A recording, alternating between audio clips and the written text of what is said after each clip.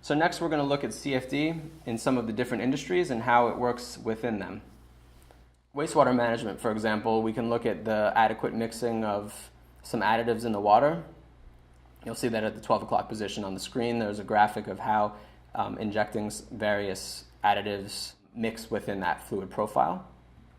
Looking at wind-wake studies, I'll get into this case study in a moment, but basically we can look at pedestrian level and operating level and overall flow profile within a building.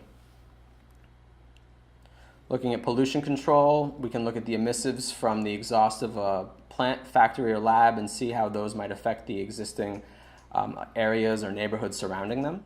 And in healthcare, this is very important. I have another case study which discusses this, air quality and contamination within clean rooms or operating rooms, and how crucial that is to the design.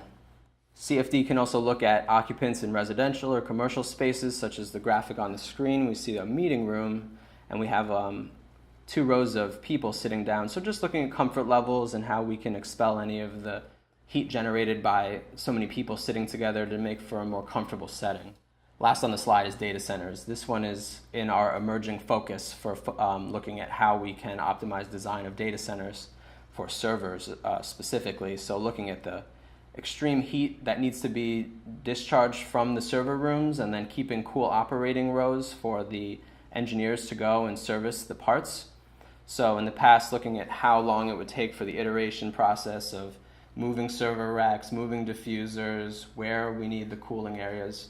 This is a really great new market that we're looking to explore.